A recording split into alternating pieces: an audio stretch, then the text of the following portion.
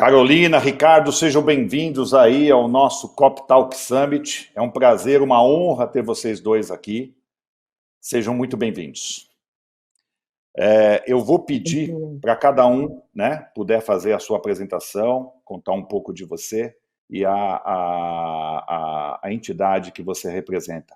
Carol, começo com você. Seja bem-vinda. Perfeito. Bom dia, Luiz. Bom dia a todo mundo que assiste nessa manhã. Fiquei super feliz pelo convite. É um prazer poder colaborar em todos os eventos aí do Mundo Cop.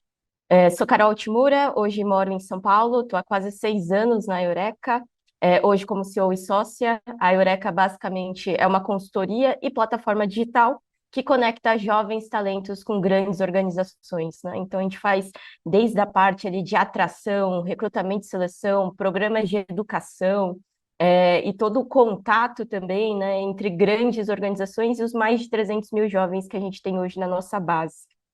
Conheço cooperativismo desde 2017, quando eu ainda nem era da Eureka, e me apaixonei muito por ver uma sinergia de valores entre o que o cooperativismo acredita e o que esses jovens também acreditam, eles querem para o mundo, né? Então, tenho a sorte também, como Eureka, apoiar aí nas pautas de sucessão, juventudes e tudo mais, com diversos Sescops estaduais, diversas cooperativas centrais do Sicredi, Cicobi, nossas contas também são todas de cooperativa. Então, gosto muito de poder estar aqui e conversar e poder entender como a gente pode aproximar ainda mais esses jovens do cooperativismo. Então, super prazer estar com vocês aqui hoje. Maravilha, Carol, obrigado. Ricardo, conte um pouco de você aí. O que é a Cooperativa dos Empreendedores? Bom dia, pessoal. Bom dia para todos que nos deram a satisfação de nos escutar nessa sexta-feira pela manhã. A gente vai sextar mais cedo, então o clima aqui é de happy hour. A gente vai tentar trazer uma conversa muito bacana sobre inovação dentro do cooperativismo, né? Eu sou o Ricardo Santos e talvez a informação mais importante que vocês precisam de saber a meu respeito é que eu sou pai da Laura e pai do Francisco. Eles são os meus projetos mais inovadores, que mais demandam, né, mais inspiram, né? Eu sou o presidente hoje da Cooperativa dos Empreendedores. A Cooperativa dos Empreendedores é uma cooperativa que surgiu há 21 anos atrás, né, e trabalha principalmente com inovação para o cooperativismo. A gente trabalha com o ecossistema de inovação, é uma cooperativa que é do ramo trabalho, mas que trabalha principalmente com empreendedorismo em projetos. O nosso objetivo aqui é fazer com que o cooperado, que é o nosso principal bem e ativo, que ele consiga focar naquilo que ele é bom, focar naquilo que ele consegue resolver, focar nas suas habilidades e competências, e tudo aquilo que é meio, tudo aquilo que ele precisa de ter por uma obrigação legal, fiscal, trabalhista ou tributária, a cooperativa o apoia, sendo essa plataforma de negócios para que o cooperado consiga desenvolver as suas habilidades e competências, né? Eu costumo brincar que a Cooperativa dos Empreendedores demorou 21 anos para aparecer de repente. A gente já está nesse caminho aí há muito tempo e, normalmente, quando você vai por um caminho pouco trilhado, você apanha bastante, né? Então, a gente está aí apanhando bastante nesse ambiente de inovação, nesse ambiente em que a disruptura é uma necessidade, nesse ambiente em que você errar e aprender é fundamental, e o que a gente traz é fazer isso tudo dentro do cooperativismo, que talvez seja aí, na minha humilde opinião, o principal meio para que a sociedade se reinvente, seja nas suas práticas, seja nas suas competências, seja no seu propósito. Então, para quem, né, quando a gente pensa em cooperativa, vários predicados favoráveis aparecem, mas inovação não é um deles. E a nossa luta é para que inovação seja, sim, um dos principais ativos que o cooperativismo consegue entregar, principalmente porque, em termos de tecnologia social, a cooperativa é bastante de vanguarda, né? Então, a gente acredita muito no modelo cooperativista, né? Então, a Cooperativa dos Empreendedores é essa plataforma de negócio que abre para os seus associados a possibilidade de, através de projetos, né, conseguir empreender em projetos inovadores. Que sensacional. Eu marquei tudo que vocês falaram aqui. Olha que interessante. Jovens, quando a gente fala de jovens, são várias gerações, novos talentos, futuro, educação, inovação, empreendedores. E aqui, na outra ponta, a gente tem o cooperativismo. Eu vou fazer uma pergunta para os dois. Como que a gente conseguiria colocar tudo isso dentro do liquidificador e ter uma receita para que as cooperativas pudessem se banquetear desse alimento, né? É possível? A gente fala muito de intercooperação, né? É um sexto princípio aqui do cooperativismo, mas a gente conseguiria fazer uma intercooperação de tudo isso que a gente falou aqui? Eu vou começar com a Carol. Essa receita seria ótima, né? Mas acho que a primeira coisa é que não existe uma receita, né? Acho que cada cooperativa ou sistema, né, pode ter o seu próprio caminho de como trilhar. E eu acho que tem duas coisas que para mim ficam fortes, né, de como utilizar o máximo desse potencial do cooperativismo.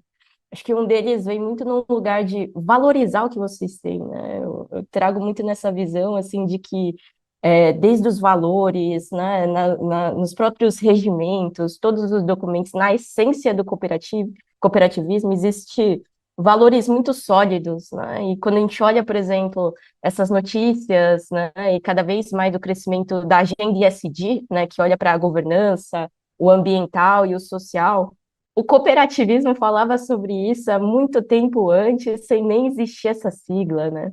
E vem de um lugar intrínseco, não é de uma propaganda na TV, né? Vem de um lugar de um regimento, né? Eu acho que isso é muito forte. Então, a primeira coisa que eu enxergo, né, é como valorizar e falar mais sobre, né, e trazer outras pessoas, convidar outras pessoas a conhecer a mensagem que é a essência do cooperativismo, né? Eu acho que o mais difícil o cooperativismo já tem, né?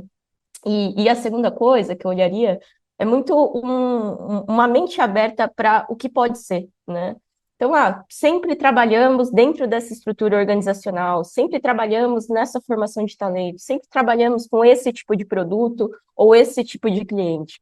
Acho que como o Ricardo falou, né, inovação é um ponto fundamental que ainda não é o principal atributo, né, e ativo que a gente enxerga dentro do cooperativismo. Então, como manter essa mente aberta, né, para entender a melhor forma de progresso, como que os nossos consumidores, né, e cooperados mudaram, como a gente também pode agregar uma nova geração, né, e novos valores dessas gerações também ao longo da jornada. Eu acho que também tem muito disso, né, quase aquele ponto do Jim Collins de preservar o núcleo, que é essa essência, esses valores, mas estimular muito esse progresso, né, como que os produtos podem ser diferentes, como que as formações, né, a cultura pode ser diferente, né, que eu vejo como um essencial para uma jornada de progresso. Assim. Ricardo, fala Excelente. você para mim. Luiz e Carol, eu acredito que, por muitas vezes, o cooperativismo ele é vítima do próprio sucesso. Vou explicar isso um pouco melhor, né? É inegável que o cooperativismo e que as cooperativas são entidades que conseguem acender ótimos resultados. E para a gente que trabalha com inovação, tem sempre aquele jargão que fala que time que está ganhando não deve mexer. Tá? Então, como é que você chega para um líder de cooperativa e fala que precisa de mudar estruturas para que ele consiga se preparar para um futuro que a gente ainda não sabe? Então, a grande dificuldade que a gente tem nesse ecossistema de inovação no cooperativismo é essa certeza de que o nosso sucesso vai nos manter para o futuro, e essa garantia a gente não tem. Né? Existe uma máxima que fala que hoje as empresas não quebram por fazer a coisa errada, mas elas quebram por fazer a coisa certa por muito tempo. Então, hoje, o que a gente precisa para colocar esse ecossistema de inovação dentro do cooperativismo é a gente entender que os caminhos que nos trouxeram até aqui serão diferentes dos caminhos que vão nos levar até o futuro. Muitas cooperativas que a gente conversa têm reclamado que o cooperativismo está envelhecido, que a juventude não tem encontrado no cooperativismo uma interface para conversar, né? Que os processos que são essenciais, que eles precisam de ser mais ágeis, que eles precisam de dar mais voz, de ter mais diversidade. E esse é o mundo do futuro. É um mundo diferente do mundo que a gente vivia há 50, 100 anos atrás, quando várias das cooperativas que temos de sucesso no Brasil foram criadas. Então, a minha esperança, pessoal, e eu falo isso com muita expectativa desse futuro que está chegando, é que quando a gente olha para o mercado das empresas privadas, o que é que elas estão fazendo? Né? Elas estão cobrando mais engajamento, estão cobrando mais responsabilidade, estão cobrando que os seus colaboradores tenham mais participação. E, em troca disso, eles dão um pedaço, né, da lucratividade da empresa. Olha que legal. As cooperativas já fazem isso há mais de 100 anos. Né? Então, quando a gente é cooperado, a gente sabe que participando, a gente sabe que engajando, a gente sabe que trazendo resultados, que esse resultado vai ser bom individualmente para o cooperado, mas vai ser excelente para o coletivo. Então, a minha expectativa com relação a esse futuro e com relação a esse liquidificador aí que o Luiz mencionou, é que nós já temos no cooperativismo uma série de práticas, uma série de compromissos, uma série de propósitos, que é para onde as empresas estão se direcionando. E eu acho que a nossa dúvida era, poxa, esse negócio é tão interessante, será que eu estou no caminho certo? E olha que legal, as empresas estão querendo chegar onde a gente já está.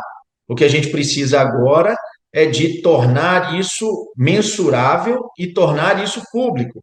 Né? As cooperativas, normalmente, elas são muito boas para pregar para os convertidos. O que a gente precisa de fazer agora é de levar essa competência que as cooperativas têm para o mercado geral.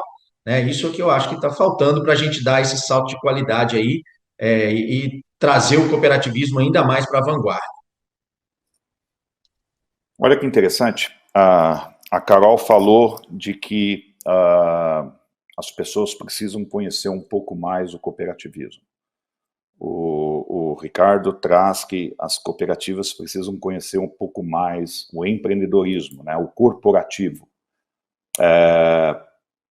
A gente, como bem o Ricardo disse, somos muito bons assim para falar até para dentro. A gente tem uma certa dificuldade para falar para fora. E uma coisa que a gente tem notado, eu particularmente, a Mundocop, a gente tem acompanhado, as cooperativas elas têm buscado inúmeros ecossistemas de inovadores aí, né? Algumas chegaram até a criar seus próprios hubs, inclusive terceirizando o seu hub para outras empresas das comunidades onde elas estão instaladas. Isso é uma corrida aí pela inovação. Isso serve para garantir a continuidade, seria um início de um processo, ou isso serve para garantir a continuidade do cooperativismo? Carol, o que você pode dizer para a gente? Legal. Eu acho que todas as iniciativas são muito válidas, né? Na inovação ou qualquer coisa nesse sentido, não tem um determinado certo ou errado, né? Eu acho que tem um lugar de experimentação, de tomar risco, e de falhar também, que é intrínseco, né, ao processo, assim. Eu acho que o cuidado que eu faço é, às vezes, a gente não ter o ponto de querer falar assim, chega ali num projeto, vai falar com o fornecedor, o que for, e fala assim, eu preciso de algo inovador e disruptivo, né? Nossa, quando chega esse pedido para mim, eu já respiro fundo e falo assim, o que é inovador e disruptivo para você, né? Que isso pode ser N mil coisas, assim, né? Eu acho que a gente não deve tratar a inovação, a tecnologia, qualquer coisa nesse sentido, como um lugar quase de perfumaria, de fazer algo que é, né, descolado e por aí vai. Mas é algo que resolve um problema de negócio, um problema de sociedade, um problema que é relevante, né? E a forma de você fazer isso são as mais diferentes formas, né? E algo que eu me preocuparia muito, assim, que eu acho que é o lugar mais sustentável de você fazer uma trilha de inovação, de renovação de talentos, né, de sustentabilidade, acho que tudo isso que a gente está falando, né, de inovação, trazer jovens, a gente está falando sobre a sustentabilidade do sistema, né? E quando isso pode ser feito de uma forma muito mais lastreada, eu acredito que ela vem de dois lugares, né?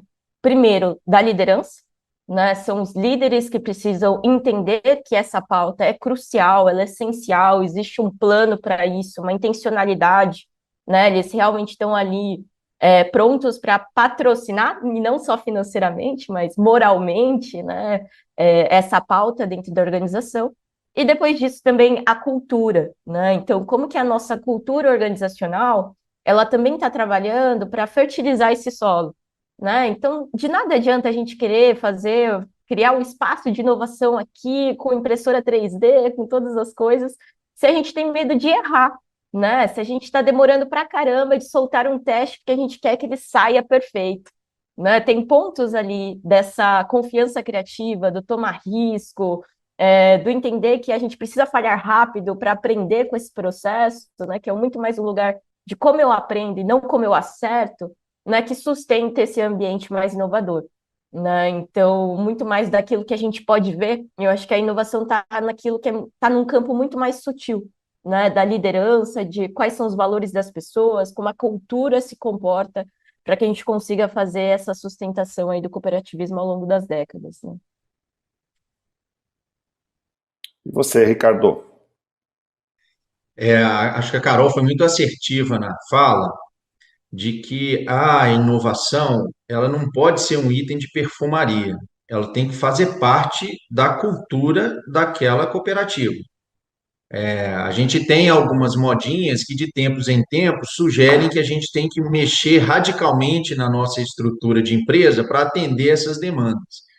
E muitas vezes, quando essas solicitações de mudanças não são incorporadas no dia a dia e na cultura da empresa, elas tendem a trazer muito mais malefício do que benefício, né? Então, eu concordo muito com ela de que o principal item que tem que ser atualizado nas cooperativas é essa cultura da inovação. É isso fazer parte do dia a dia. É isso estar lá inscrito no DNA do cooperado. É que cada vez mais esse cooperado tem que contribuir para a transformação da cooperativa, entendendo que ela é um organismo vivo, que apesar dela ter 10, 20, 50, 100 anos, ela só chegou a essa longevidade porque ela, em alguma medida, foi inovadora, né? E eu queria trazer para a conversa aqui uma constatação, pessoal, que eu não sei se aí, né, em São Paulo é assim, mas aqui em Minas isso tem se revelado como uma oportunidade enorme para as cooperativas. É comum aqui as cooperativas que estão mais maduras e mais organizadas e que estão mais atentas às transformações do mercado, delas criarem as suas iniciativas de inovação, tá? Então, você tem os Lab, você tem os Lab Coop, você tem, né, cooperativas que já estão começando a investir em startups, né? Então, você tem aí uma série de iniciativas COP, né, que buscam no mercado empresas que atendam às suas dores, às suas necessidades e às suas oportunidades. Mas uma coisa que eu achei super interessante aqui no mercado de Minas, e que é uma oportunidade enorme para as cooperativas, é que o ecossistema de inovação desconhece o cooperativismo.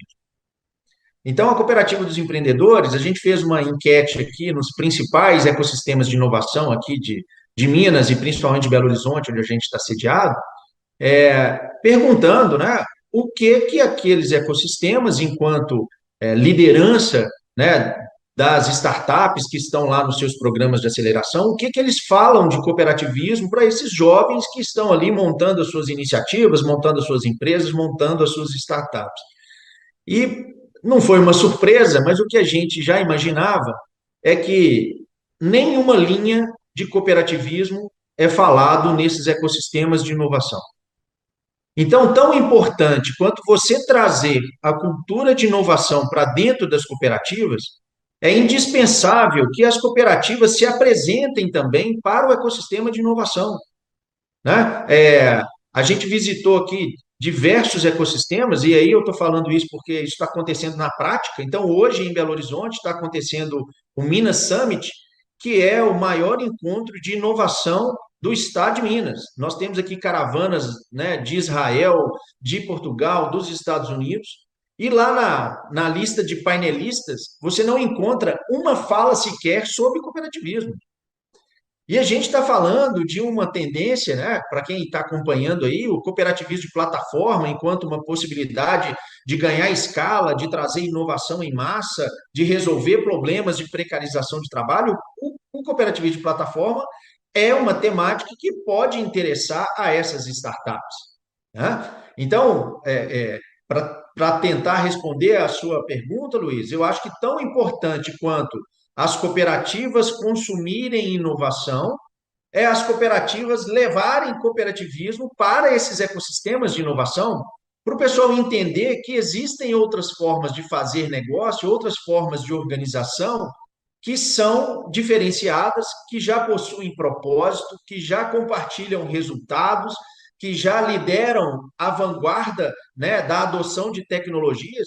Como é que a gente vai, né, acreditar que uma Unimed, um Sicoob, uma cooperativa do agro não usa a vanguarda da tecnologia? Obviamente que usa. Esses caras estão usando tecnologia de ponta nas suas entregas. Mas será que o ecossistema de inovação reconhece o cooperativismo não só como cliente, mas como um tipo de organização que pode ser adotado para dar uma oxigenada nesse ambiente de inovação? Talvez essa é a maior pergunta que a gente tem que fazer para adotar essa cultura da inovação. Será que a gente, enquanto cooperativa, a gente está se preocupando em levar os 7 princípios do cooperativismo para esses ambientes?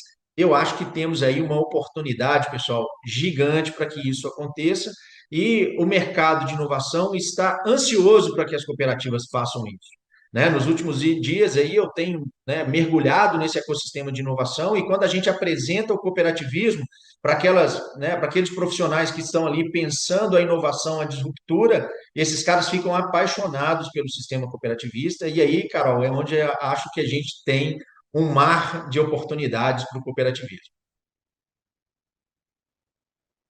Ô, Ricardo, agora você fez a provocação que eu queria, e eu digo que o painel começa agora, né? Era tudo que eu precisava ouvir. Você trouxe aí um assunto bacana, que eu gosto muito e tenho estudado bastante sobre. Aí vem aquela famosa frase, né? Ecossistema de empreendedorismo cooperativo, ou ecossistema cooperativo de empreendedores. A ordem dos fatores às vezes nem altera o produto, mas como que a gente conseguiria hoje, e aí eu vou perguntar para a Carol, eu não vejo outra forma da gente poder trazer o empreendedorismo para dentro do cooperativismo, nesse formato que o Ricardo acabou de falar. Tem o desconhecimento, mas tem o conhecimento, as cooperativas sabem que existe. Mas como que a gente conseguiria trazer, Carol, o jovem? Eu sempre digo que a gente tem perdido aí um tempo tremendo de não entender o nosso jovem. Eu tenho um filho de 14 anos. Ele nunca recebeu uma ligação de uma cooperativa. Mesmo as cooperativas sabendo que o pai dele tem um veículo de comunicação de cooperativismo. Ele é o futuro cooperado de alguma coisa, né? E ele só conhece cooperativismo porque eu falo com ele. Como que as cooperativas, e aí depois eu estendo essa pergunta também ao Ricardo, como que as cooperativas poderiam, ou se fazem, a gente precisa saber melhor, a atração desse jovem, a famosa geração Z, né? Essa daí que se você der uma caneta para ele, ele não sabe escrever, mas ele toca numa tela, numa velocidade, numa esperteza, como ninguém viu. Como que a gente consegue trazer essa turma aí para pensar no cooperativismo do futuro? E aí, quando a gente fala de futuro, eu pego também uma fala do Ricardo, das cooperativas de plataforma, né? Trazer esse interesse para que sejam criadas novas cooperativas já pensadas no futuro. Excelente ponto, né? Acho que no final do dia, quem vai tracionar todos esses pontos, né, não somos nós, né? Vai ser essa próxima geração, e essa geração já tem algum certo contato, né? Eu gosto muito de trazer um paralelo, que é o mercado onde o cooperativismo atua super bem, que é o agro, né? Então você tem uma sequência de produtores dos mais diferentes esportes e por aí vai, que sempre utilizaram o cooperativismo como uma plataforma, né, como uma forma de manter seus negócios, de conseguir passar por grandes crises, né, e por aí vai, de uma forma excelente. E muitos desses filhos de produtores do agro, né, que seriam ali os próximos na linha sucessória, estão repensando se eles realmente querem, né, manter esse negócio do agro da família. E muitas vezes eu vejo, né, eles muito valorizando a startup lá de São Paulo, vou para São Paulo, eu vou nessa startup e tal, vender, sei lá, alguma coisa. E nesse lugar eu fico pensando, putz, qual que é o... E ele vai, às vezes, até num lugar de um propósito que aquela empresa tem, né? Uma visão de disrupção que aquela empresa tem, e por aí vai. Mas ele já tem isso aqui, e talvez ele não esteja enxergando, né? De o quanto que o agro hoje é um mercado super importante para o Brasil. O agro sustentável, então, poderia ser o grande mercado que a gente lideraria em nível global, né? Eu acho que se tem um país tão bem posicionado para isso é o Brasil, assim, hoje, né? E tem um grande ponto que, para mim, é super chave, né? De como é que ele não está enxergando esse propósito aqui dentro de casa, né? Ele não está vendo, essa conversa não está acontecendo e por aí vai. Então, o que eu enxergo, né? Já tinha falado anteriormente, o grosso, assim, né? O mais difícil, o cooperativismo já tem, que são esses valores, né? Que é essa orientação ao bem-estar coletivo desde sempre. E essa é uma geração, principalmente o que a gente chama de geração Z, que eu gosto de defini-los como idealistas pragmáticos, né? Eu acho que é uma geração super que olha para o bem-estar coletivo, é a geração que tem levantado pautas socioambientais, né, como nenhuma outra levantou. Eles são muito ativos, críticos, muito bem informados, né? Hoje, se eles não têm uma aula explicando uma história de Brasil, eles têm um influencer ali que vai contar aquela história para eles. Então, é uma geração naturalmente crítica pelo volume de informações que recebe, né? Mas, por um outro lado, eles são muito pragmáticos, e eu acho isso excelente. No sentido de, tá lindo aí essa sua propaganda, né, no horário nobre aqui da televisão, falando sobre as suas iniciativas socioambientais. Mas, na prática, como é que você faz isso, né? Na prática, no dia a dia do escritório, como é que isso está acontecendo? Né? Então, existe um nível de pragmatismo, né? E até pela própria questão da perda de renda familiar, de tudo que eles sofreram ao longo da pandemia, de olharem para a estabilidade de uma forma diferente. Então, eu acho que é uma geração que poderia conversar muito bem com o cooperativismo, pelos seus valores e a aplicação prática dos seus valores, né? Mas que muitas vezes eu acho que a gente ainda não está tendo o nível de dimensão da importância dessa sucessão ao longo do tempo nas cooperativas, né? Se hoje a cooperativa ela tem uma média de idade de 40, 50 anos, isso é um risco a longo prazo, né? De como ela renova essa base, como ela mantém a organização. Então, qual que é o nível de investimento que a gente está fazendo nisso, né? É um evento ao longo do ano? Não acredito que seja um evento ao longo do ano, né? Que vai trabalhar a sucessão no porte que ela precisa, né? E a outra é esse campo sutil emocional da gente entender que, ao trazer esse jovem, ao convidar a startup dele para a gente investir, né, ao chamar ali um fundador e falar, putz, só existe esse método aqui de trabalhar com, sei lá, os entregadores no formato de plataforma de cooperativismo ou qualquer coisa nesse sentido, né, convidá-los a vir aqui, né, a gente não está cedendo o nosso lugar, a gente não está perdendo o nosso lugar para eles, né? Na verdade, a única forma que a gente tem de crescer é criando os nossos próprios sucessores, né? Então, isso é um impulsionador para a nossa própria carreira, nossa própria jornada dentro do cooperativismo, assim. E eu acho que existe esse perfil de líder que forma líderes, assim, que é um perfil excelente e é o perfil que olha para a sustentabilidade dessa organização, né? Então, traria um pouco disso, tipo, precisamos olhar esse dimensionamento do tamanho desse problema, fazer ações que são mais completas para resolver isso, e o entendimento, né, de ao convidá-los para falar sobre cooperativismo, entrar nas nossas cooperativas, a gente não está cedendo o nosso lugar, muito pelo contrário, a gente está habilitando o nosso crescimento a partir disso, né? Antes de eu passar para o Ricardo, olha que interessante, que eu comentei do meu filho. Aí choveu no grupo, a gente está transmitindo simultaneamente na nossa plataforma, onde as pessoas se inscreveram. Aí, para dar uma adequação na plataforma, a gente abriu para o YouTube e também para o LinkedIn. Mas na nossa plataforma chegou um comentário aqui da Kerli Tolfo, falando da pergunta interessantíssima, que ela tem um filho de 18 anos que só está no cooperativismo em função de mim. Caso contrário, não é atraído pelas estratégias de hoje. Cooperativas. Olha o jovem ali, olha, né? Para a gente se manter relevante no futuro, a gente não pode ter somente estratégia, a gente precisa ter cooperado, né? Porque o cooperado é a base humana, é a base do cooperativismo, são as pessoas. Se a gente não trazer as pessoas para o futuro, cria-se um buraco negro. Então, Ricardo, fala você um pouco aí. A Carol foi perfeita na contextualização dela, que era a sua. Excelente.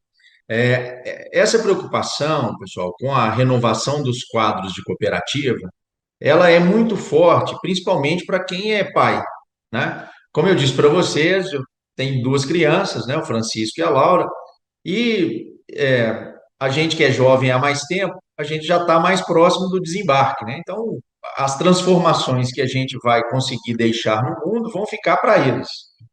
E eu entendo que essa época que a gente vive é uma época de transição, mas não é uma época de transição só de uma geração. Nós não estamos falando de mudar a geração, nós estamos falando de mudar uma civilização. Então, o momento que a gente está vivendo agora é um momento de muita disruptura. Talvez é o primeiro momento na história em que os avanços tecnológicos e o domínio da técnica não está na mão dos mais velhos, está na mão dos mais jovens, né? Então, se você voltar no tempo um pouquinho, né, pegar isso há 50 anos atrás, quem eram as pessoas mais respeitadas e mais competentes eram aquelas que dominavam as técnicas. E, normalmente, esse domínio da técnica leva tempo. E aí eram as pessoas mais velhas, né, que tinham essa preponderância em relação à tecnologia disponível. Hoje está acontecendo exatamente o contrário. A tecnologia, ela se apresenta de uma forma muito amigável para as crianças e jovens, e para a gente que é jovem há mais tempo, sobra-nos a experiência. Não estou dizendo que nós temos que fazer um conflito de gerações. Nós temos que colocar essas gerações para conversar. Nós temos que pregar o jovem que está aí cheio de amor para dar, que é bastante aceitável em termos de correr riscos, que domina a técnica, domina a internet, domina as redes sociais, domina metaverso, domina os algoritmos. E tem que deixar ele ter o protagonismo dele, sendo amparado por nós que temos a experiência, que temos a prudência, que temos a vivência, né? A experiência é algo que é sensacional, porque só tem experiência quem experimenta, né? Não tem jeito de eu ter a experiência pelo outro. A experiência ela é uma construção que é feita individual. Só que essa experiência e essa inteligência coletiva que temos dentro das cooperativas, elas têm que servir de amparo para esse jovem que está chegando e que quer ali desenvolver algo que é novo, porque senão, né, se não fosse novo, a gente estaria fazendo a mesma coisa, né? E aí, né, aquele chavão que é do Einstein, né? Se você fazer a mesma coisa do mesmo jeito, você vai ter o mesmo resultado, né? Então, o que eu acho, Luiz e Carol, e para as pessoas que mandaram aí a pergunta, é que talvez a grande responsabilidade das cooperativas para abrigar esse jovem é tornar um ambiente onde a experimentação é possível, né?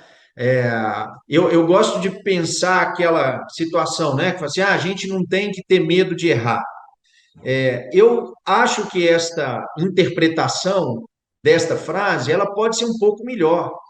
Não é que a gente não tem que ter medo de errar, a gente tem que ter medo de errar, porque o erro, ele ele é a base para que a gente aprenda, né? Só que se você errar uma vez, é aceitável, porque você tem aí a contingência, você tem ali o imprevisto, então você pode errar uma vez.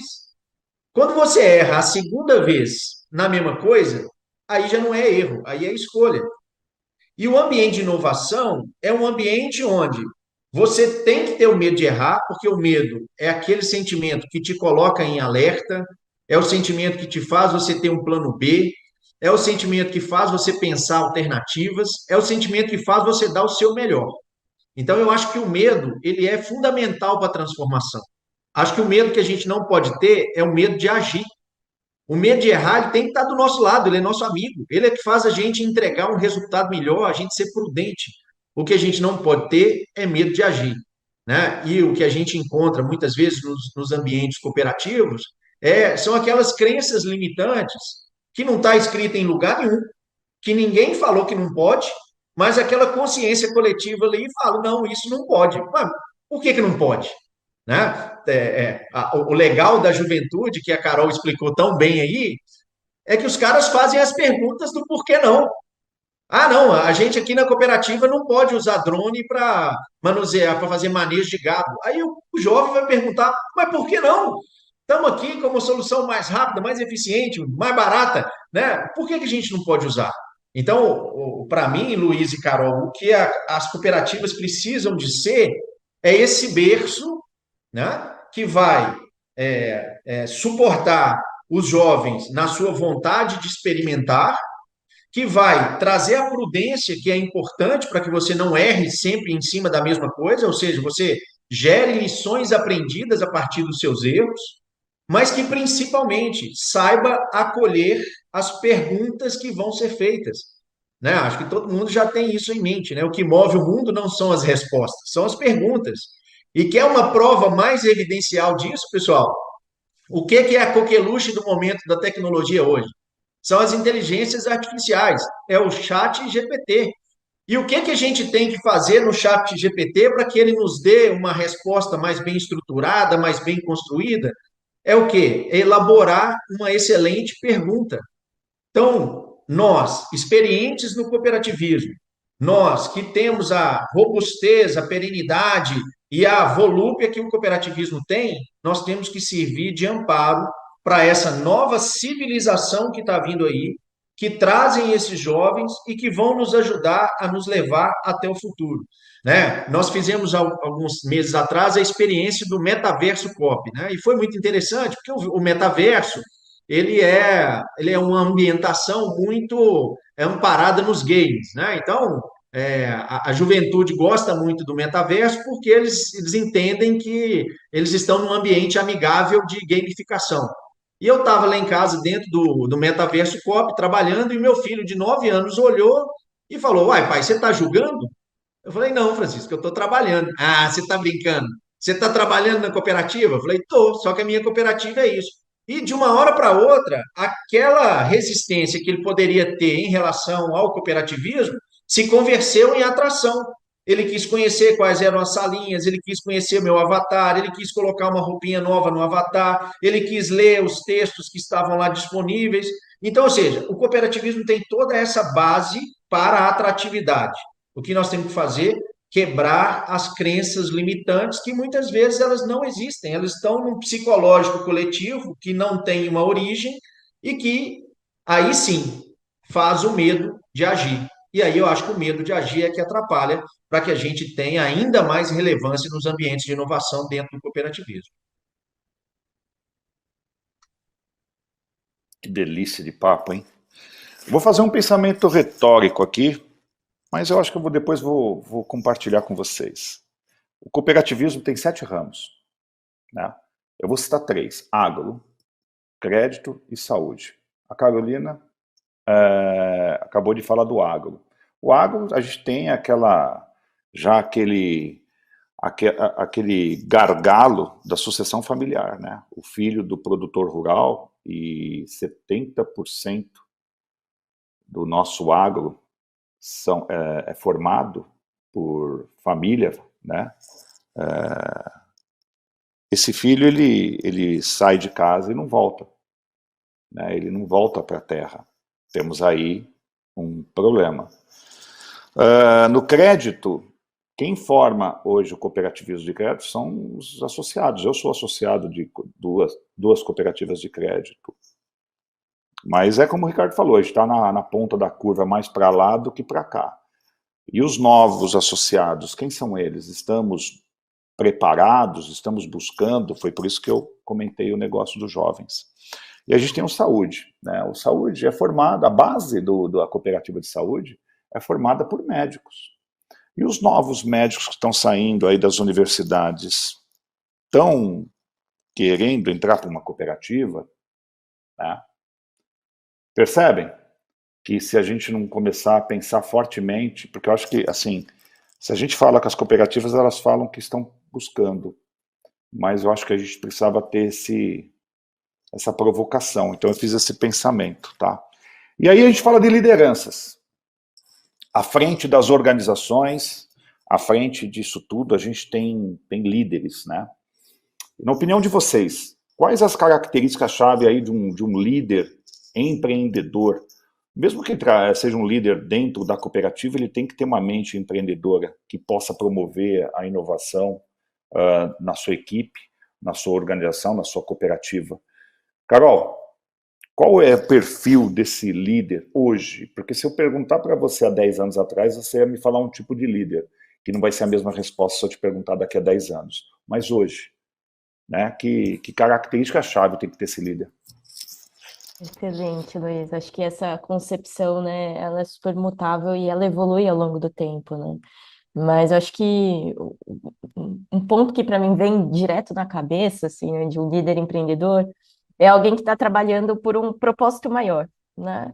Então, qual que é um grande problema de mundo, né? Um grande problema da sociedade, algo que a gente é muito mal atendido, ou qualquer coisa nesse sentido, que se torna um propósito para aquela pessoa, né? E esse empreendedor, ele vai pensar a melhor solução, a melhor produto ou serviço para poder resolver esse problema para o máximo de pessoas da melhor forma possível, assim, né? Então, acho que um líder empreendedor tem um propósito maior muito claro, algo que ele sabe que ele não vai resolver talvez nessa vida, né? Mas que ele vai deixar até uma grande contribuição para que isso aconteça. Acho que a primeira coisa é isso, né? Eu vejo muito também nesse líder empreendedor uma visão menos de ter medo de errar e ter medo dele ser manchado, né? Coisas muito voltadas ao eu e muito mais voltadas ao nós, né? Então, como que eu deixo um legado para as pessoas que estão aqui? Como é que eu também consigo fazer com que a organização que eu estou construindo, a iniciativa que eu estou construindo, ela está muito mais orientada a como a gente aprende, e aprende com qualidade, aprende com velocidade, para sempre estar evoluindo. Eu acho que para o empreendedor, a visão é que o empreendimento sempre vai ser um jogo infinito, né? Nunca vai ter aquele momento onde a gente fala, putz, agora acabou o jogo, ganhamos esse jogo, né? Eu, pelo menos, nunca vi isso, assim, né? Então, é quase que esse jogo infinito onde a gente tem essa possibilidade de resolver esse propósito, esse problema que a gente tem de mundo, de uma forma que a gente esteja sempre aprendendo, né? E eu acho que também natural do perfil do empreendedor ele ser mais confortável, digamos assim, ao risco, né? Não que ele busque o risco, né? Que ele queira colocar situações ali do negócio em risco, mas que ele tem uma certa tolerância a esse risco. Ele entende que faz parte, né? É intrínseco a essa jornada, errar, né? Poder ter pontos ali que não estão mais redondo, mais perfeito possível, que faz parte, né, de resolver um problema muito grande, assim, né? Então, essa tolerância e esse lugar de gerir riscos é muito fundamental. Então, talvez não seja aquela pessoa que mais preza pela estabilidade, mais preza pela perfeição, mais preza por todos esses pontos, mas ela preza fortemente a aprender de forma rápida e contínua ao longo do tempo, né? E ter sempre um norte muito claro que vai ser esse propósito maior. Se eu fosse definir, que é difícil, né? Sempre definir um arquétipo de liderança. Quando você fala empreendedor, é isso que vem na cabeça logo de sequência. Muito bom, Carol. Ricardo, características É, chaves aí de um líder empreendedor.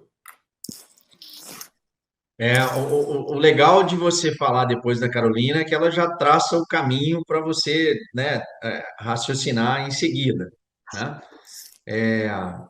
A liderança, pessoal, ela tem um papel fundamental de inspirar pessoas. Então, talvez uma característica ótima para um líder é que ele, através de pensamentos e atitudes, ele tem que ser capaz de fazer as pessoas melhorarem enquanto profissionais, enquanto cidadãos, enquanto pessoas. Então, uma das características que eu acho fundamental na liderança é essa capacidade de melhorar quem está à sua volta, né? Isso muito vem do conceito de rede, né? Então, quando você entra numa rede, a preocupação inicial não deve ser com o que eu ganho em estar nessa rede. A preocupação inicial tem que ser o que eu contribuo para que essa rede melhore. E aí, nessa minha contribuição, nós teremos melhorias que vão chegar até você. Mas primeiro você tem que desapegar e contribuir. Então, a liderança, ela é transformadora. E talvez, né, uma outra característica que eu acho fundamental no líder é a capacidade de tomar decisão. Porque tomar decisão é difícil demais. Porque a gente toma tantas decisões hoje, existem tantas decisões hoje que estão automatizadas, né? Então, os robôs, as inteligências artificiais, né? Isso tudo tem facilitado a nossa vida, né? Tomando decisões pela gente, né? Então, se você algum dia colocar lá na sua playlist que você gosta de pagode, você vai passar lá uns 30 dias só recomendação de pagode, né? Porque isso aí é o que a inteligência, né, percebe do seu comportamento. Ele gosta de pagode, eu vou mostrar pagode.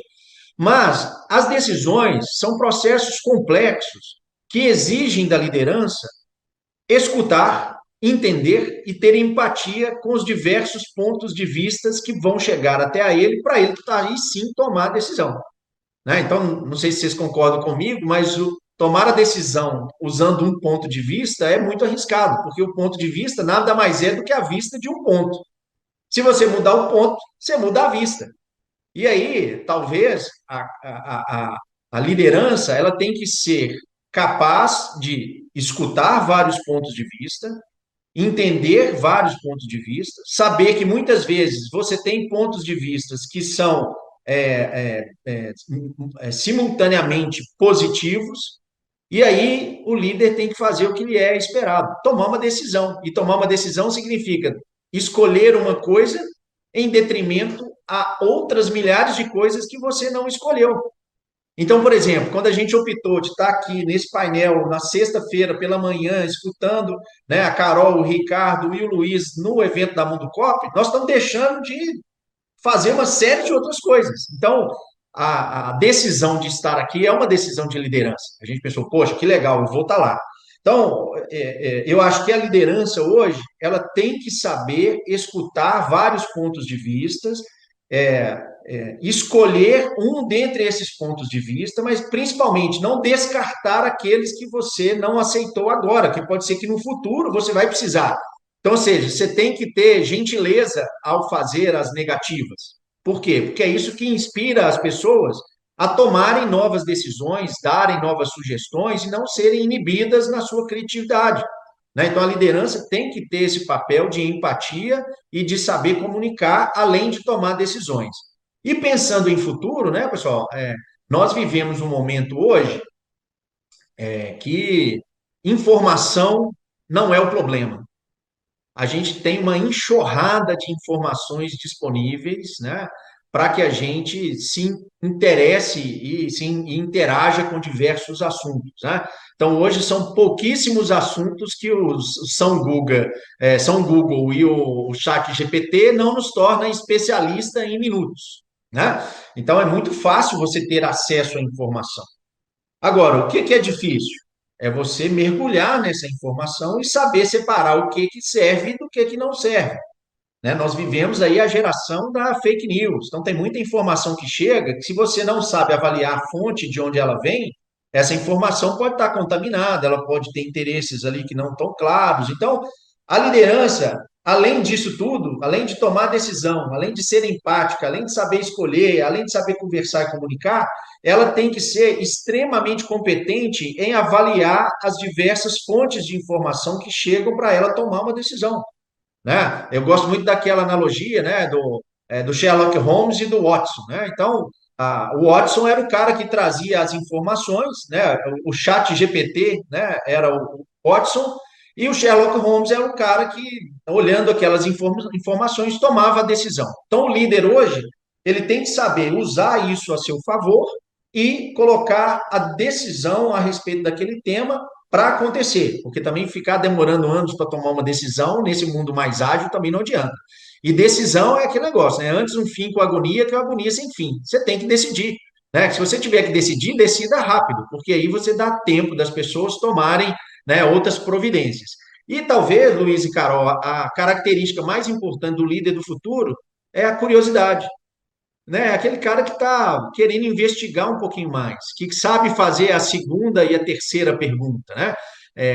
Quando a gente está falando do ambiente de inovação, né? Você tem lá o que eles classificam lá de H1, H2 e H3, né? Então, o H1 é aquela pessoa que vai resolver a dor latente, né, ali que está batendo no dia a dia. O H2 são aqueles problemas que têm a ver efetivamente com o negócio da cooperativa ou da empresa. E o H3 são aqueles negócios que são completamente disruptivos, que muitas vezes não tem a ver com o negócio a priori. Né? Então, só uma analogia, né? Por que, que o Google está investindo em carro autônomo? Cara, o Google investindo em carro autônomo, o que, que o Google tem a ver com carro autônomo? É completamente fora do negócio do Google. Mas por que, que ele está fazendo isso? Porque teve uma pesquisa no mercado americano que confirmou que a única forma de você aumentar o tempo de tela do cidadão americano é enquanto ele dirige. Que quando o cara está dirigindo, ele tem que estar concentrado em outras coisas. Então, ou seja, qual que é o negócio do Google? É tela, né? Então, nós estamos aqui, né, no ambiente do Google, ambiente de tela. E aí, os caras estão investindo em carro autônomo para quê? Para aumentar o tempo de tela do americano médio, que aí reflete diretamente do negócio no Google. Por que, que os caras fazem isso? Porque eles são curiosos. Porque os caras entendem que, poxa, eu tenho um negócio que vai ser impactado por uma transformação que está no meu ecossistema em volta. Então, para fechar, pessoal, liderança. Tem que saber agir, não pode ficar só na teoria, tem que tomar uma decisão. Essa decisão tem que ser empática, ou seja, ela tem que saber escolher a melhor escolha e dar o feedback negativo quando isso for necessário. Ela tem que saber fazer a análise das informações que chegam para você tomar as melhores decisões. E eu acho que o líder do futuro tem que ser principalmente curioso, né? Fazer a segunda, a terceira e a quarta pergunta sobre o mesmo tema para a gente não sair dessa superficialidade que hoje, né, estão principalmente apontadas aí nas redes sociais. Né? A coisa é muito rápida, mas ela é tão rápida, mas ela é também muito pouco profunda. E aí a liderança tem que talvez mergulhar para entender um pouco mais sobre o assunto que ela está falando. Adorei o comentário dos dois. Sensacional. Olha que painel, cara. Eu não tinha nem planejado essas perguntas. Bom, tá chovendo coisas aqui para perguntar, estou tentando dar uma fluída aqui. Deixa eu entrar num assunto assim. A gente falou muito de inovação. Eu vou trazer dois cenários aqui de inovação. Até porque as pessoas confundem muito inovação com tecnologia. E às vezes você pode inovar sem um computador. Vou dar um exemplo. De um lado, eu tenho um amigo meu que tem uma pizzaria e um dia ele falou, estou vendendo pizza quadrada agora. Aumentou em 30% o meu faturamento. Eu falei, mas por quê? Aumentou porque as pessoas querem experimentar a pizza quadrada e a embalagem da pizza quadrada é mais barata que a redonda. Foi a informação que ele me deu. Olha que sensacional, ele aumentou em 30% o faturamento. Não precisou de nenhuma tecnologia espacial para poder inovar. Isso para mim é inovação. Do outro lado, a gente tem um extremo da inovação. De um outro amigo meu que foi pedir um café e a pessoa, ele falou, por favor, um cafezinho, a pessoa disse, o senhor já baixou o nosso aplicativo? Não. Para pedir o café, o senhor tem que baixar o nosso aplicativo. Não, mas eu só quero um café. Não, aqui o senhor tem que baixar o nosso aplicativo, o senhor pede pelo aplicativo, aí aqui eu vou estar recebendo o seu café, eu tiro o café, entrego para o senhor, e o senhor já paga ali pelo aplicativo por Pix. Não, obrigado, eu não quero mais o café. E aí você tem o extremo da inovação. Eu pergunto a vocês, no cooperativismo, o que seria inovação? Carol, começa você. Adorei as suas histórias aí, eu acho que tem muito disso, né? A inovação, ela vem para resolver um problema da melhor forma, e os meios podem ser os mais diferentes possíveis, pode ser caro, pode ser barato, pode ser super tecnológico ou não, né? Voltando muito na questão, né, de trazer esses jovens para o cooperativismo, um bom exemplo é quando ele precisa, dentro de uma cooperativa de crédito, pagar a cota capital, né? Aquele primeiro investimento que ele faz. Pessoal, se a sua cota capital é de R$ 300, R$ 200, você está dando um empecilho gigantesco para que ele entre no sistema, né? Quem é hoje o jovem universitário, pelo menos na minha época, eu não tinha esse dinheiro sobrando, né? Então, muitas vezes, e aí ele recebe N anúncios de N bancos digitais, fintechs, o que for, que no final do dia está até pagando para ele abrir uma conta, né? De olha, tá aqui um bônus, um gift card para você gastar e não sei o que lá, né? Então, as formas de como convidar e de como entender a realidade daquela pessoa, né? De que ela não vai ter esses R$ 200 logo de começo, é super chato, né? E o entendimento também de que muitas vezes não vai ser no curto prazo, principalmente para as cooperativas de crédito, né? Que ele vai rentabilizar para você. Mas se você está fazendo um bom serviço, uma boa educação financeira com ele desde o começo, você está dando muitos motivos para que ele se mantenha até o restante da vida consumindo os seus produtos financeiros, né? Então, muitas vezes, entender a realidade ali dele, que ele não tem esse dinheiro, pode ser muito chave. Ou às vezes até mesmo, né? Como você apoia o começo dos sonhos dessas pessoas, de, sei lá, tirar uma habilitação, né? De eu pagar a autoescola, é também caro, né? Para um jovem universitário e por aí vai. Então, por que não apoiar, ter parcerias com a autoescola aí da sua cidade, né?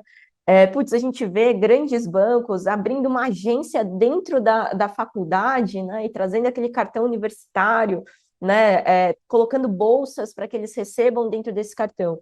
Já existem cooperativas que têm unidades, né, têm postos de atendimento dentro das universidades, mas ainda é pouco, né? Ainda são pouquíssimas aí que já pensaram nisso e já estão ali dentro, né? Então, tudo isso não tem muito a ver com tecnologia, né, pessoal? Tem a ver de conhecer profundamente o seu consumidor, né? Conhecer as suas necessidades, suas dores, seu momento de vida e por aí vai, e adaptar a sua oferta para ele. Se a gente quer colocar inteligência artificial, metaverso, o que for, coloque, mas no final do dia tem que resolver o problema, a dor, né, o sonho dessa sua persona, né? E junto disso, a gente está falando tanto de empreendedorismo, né? Assumir alguns riscos. Talvez esse ano ele dê até prejuízo para você, né? No tanto que ele movimenta ali, no tanto que ele faz, talvez ele até dê prejuízo. Mas e se a gente fazer uma projeção daqui 5 anos, daqui 10 anos, daqui 15 anos? Será que não vale a pena? Né? Será que a gente não consegue ter esse retorno super ali a médio e longo prazo, né? Então, acho que o que eu trago é muito isso, assim, conheça profundamente as dores do seu cliente, né? Se apaixone pelas dores, em resolver as dores do seu cliente. E aí as soluções, elas precisam ser coerentes com isso, precisa gerar valor, né? Se não está gerando valor, é porque talvez não seja a melhor solução para você implementar. Perfeito, Carol. E você, Ricardo, a pizza ou o café? Estou te falando, falar depois da Carol é ótimo, porque ela já dá diretriz, né? Luiz, usando aí o exemplo do cara da pizza quadrada, né? Em qual lugar, em qual legislação, em qual código de ética está escrito que a pizza só pode ser redonda, né? Isso um código coletivo, né? Amplamente utilizado, pouquíssimo questionado, que as pessoas replicam sem fazer as perguntas. Poxa, por que eu não posso usar uma pizza quadrada, sendo que a caixa quadrada é mais barata? Sendo que as pessoas, né, querem consumir algo diferente, né? E pizza é um negócio interessante, né? Porque ela vem numa caixa quadrada, a pizza é redonda e a fatia é triangular, né? Então a gente tem aí a matemática, a geometria, ela interagindo de formas interessantes. É, inovar, pessoal, ela pegando esse exemplo do Luiz, ela é vencer as crenças limitantes que atrapalham a melhoria de um processo, né? Inovar é você usar a inteligência coletiva em prol de melhorar algo, ou melhorar a qualidade de vida, ou tornar um processo mais eficiente, mais lucrativo, mais eficaz, né? Inovar não é adotar tecnologia. As pessoas estão confundindo isso. Elas estão entendendo que para eu ser inovador, eu tenho que criar um aplicativo. Eu tenho que ter um aplicativo lá na Google Apps, né, ou lá na Apple Store, né? Se tem um lugar que parece um cemitério, é a Apple Store e a Google Play. Por quê? Porque lá tem milhares de aplicativos que não servem para muita coisa. Mas em algum momento da humanidade entendeu-se que ser inovador era ter um aplicativo para celular. Sendo que a inovação não tem a ver com a adoção de tecnologia. Você quer ver uma coisa que é completamente inovadora, que as cooperativas são campeãs em fazer? Atender bem o cooperado. Enquanto os bancos privados estão aí jogando tudo para a internet, fazendo tudo através de bots, fazendo tudo automatizado, se você faz uma enquete numa cooperativa de crédito, pergunta o que o cara tem que ele mais gosta, é do atendimento personalizado feito por um ser humano. Olha que isso é um must da tecnologia, isso é um must da inovação, né? É o quê? É você valorizar aquilo que nos torna único, que é a nossa humanidade, né? Tem muita gente que está preocupada aí do chat GPT vir tomar uma série de empregos, né? De ser um canal de precarização de trabalho. Pessoal, aquilo que o chat GPT e a automatização faz é aquilo que uma máquina consegue fazer e que um ser humano não precisa de fazer. O ser humano tem uma série de outras características e qualidades, principalmente a sua inventividade, a sua criatividade, né, o seu acolhimento, a sua empatia com o próximo, que por mais que a tecnologia evolua, as máquinas vão demorar um tempinho para serem um ser humano. Então, aquilo que pode ser mecanizado, a gente tem que incentivar para que seja, né? Então, a tecnologia, ela tem que servir para melhorar algo que nos é único, que é a nossa humanidade. O que me preocupa um pouco, Luiz e Carol, é que empreendedorismo e inovação está se tornando religião, né? E o que é tornar religião? É você suspender a racionalidade e trabalhar aquilo só com emoção. E nós não podemos deixar isso acontecer. Porque adotar a inovação como uma bandeira não significa você consumir tecnologia a qualquer preço.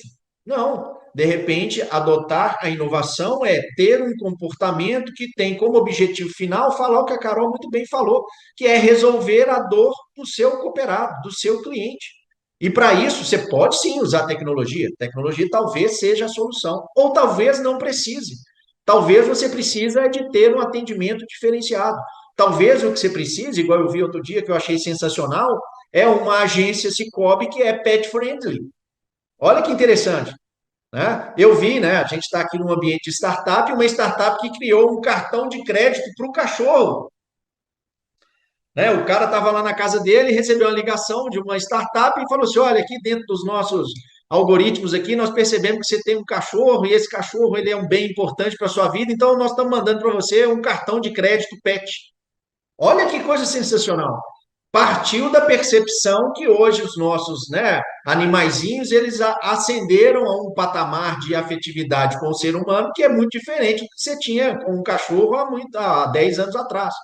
Então, ou seja, a tecnologia, ela é um meio para que você resolva o problema do seu associado, do seu cliente, do seu cooperado, né? E aí, referenciando de novo a Carol, o que que nós temos que saber, pessoal? O que que nós temos que fazer? Nós temos que ser apaixonados por resolver os problemas do nosso cooperado, do nosso cliente, do nosso associado. É isso que a gente espera das cooperativas que vão adotar a inovação como uma bandeira, né? Talvez a pergunta que tem que ser feita é: meu cooperado, meu cliente, qual a sua dor?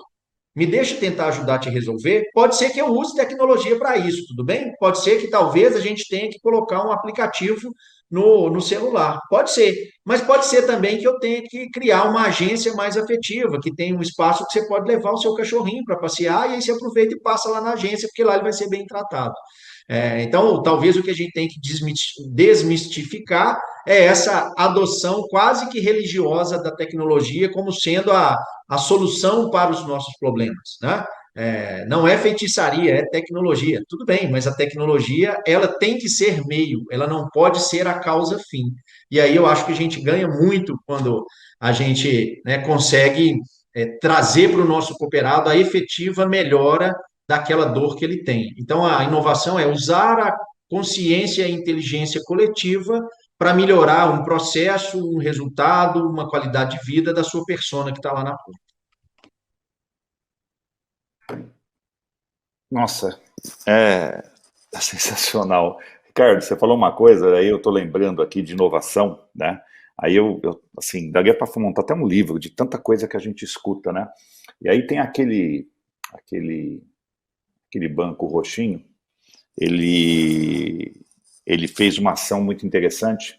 Eles trouxeram a informação que mais de 10 mil cartões por ano são mastigados por cachorro, né? Não sei como eles levantaram essa informação.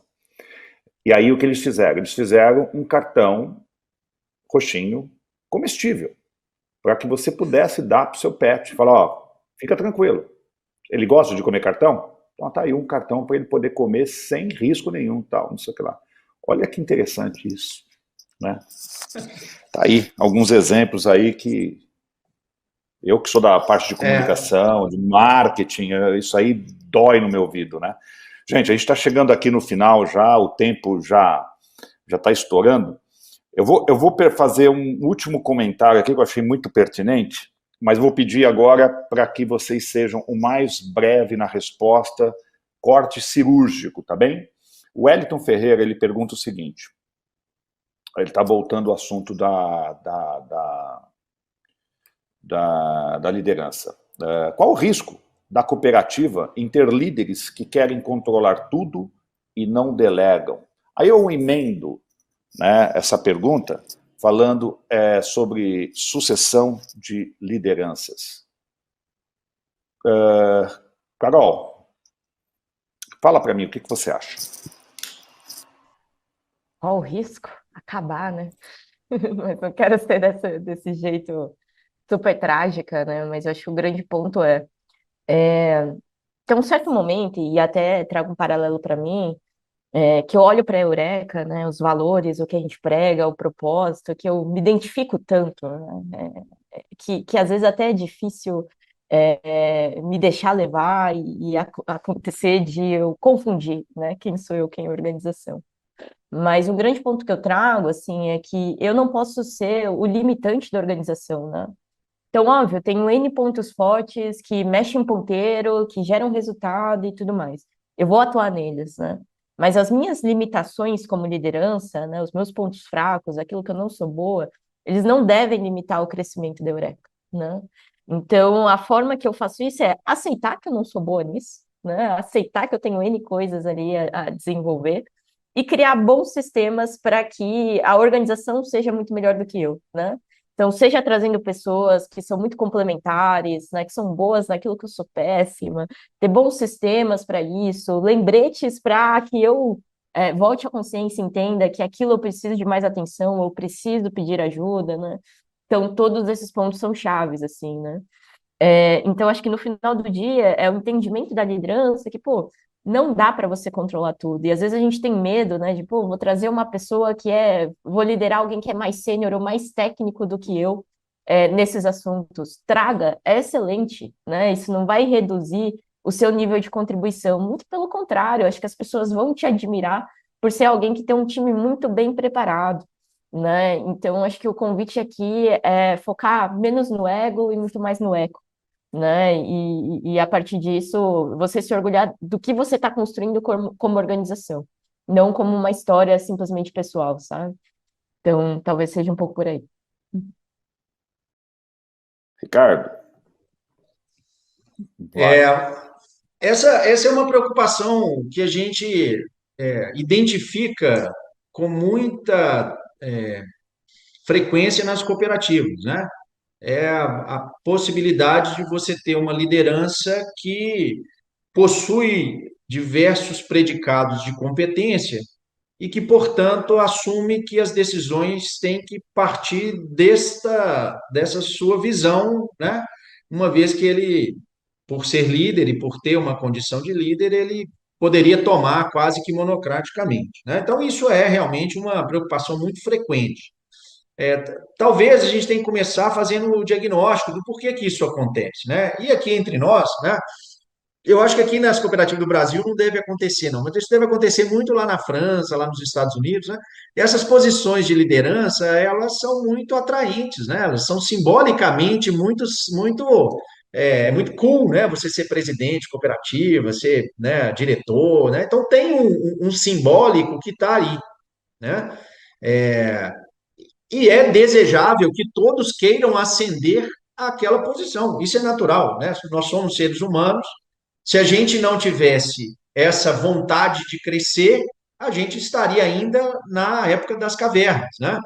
E é importante, né, ressaltar que a idade da pedra não acabou por falta de pedra, né? Então, é natural que o ser humano queira subir para outras posições. O que não pode acontecer é quem está ocupando aquela cadeira no momento que ele se sinta confortável de não preparar a sua sucessão, né? Talvez uma das grandes características dos líderes é realmente preparar quem vai sucedê-lo.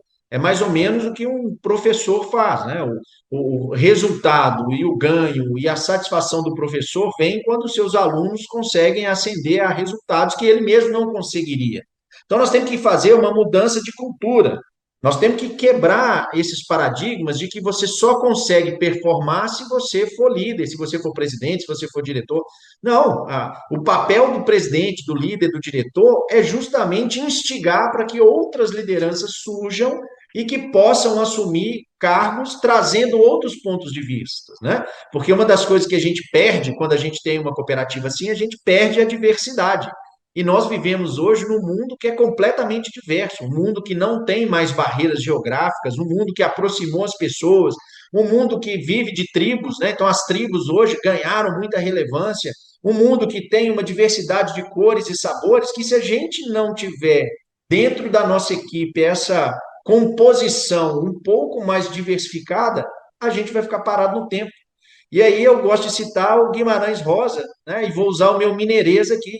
Guimarães Rosa já dizia que é junto dos bons que a gente fica melhor, né? Então, o objetivo do líder é coloque no seu, né, na sua sucessão, os melhores quadros. Por quê? Porque com a presença deles lá, além de você melhorar o coletivo, você vai melhorar a sua própria visão de mundo, a sua própria pessoa e a sua própria liderança. Então, líderes cooperativos, não tenham medo. Vamos dar oportunidade para essa juventude que está vindo aí cheia de vontade, cheia de inovação, cheia de energia, para que as nossas cooperativas continuem na vanguarda aí dentro do segmento empresarial brasileiro. Maravilha. Gente, chegamos ao fim desse delicioso painel. Quero agradecer a Caroline Timura. Obrigado, Carol, pela sua participação.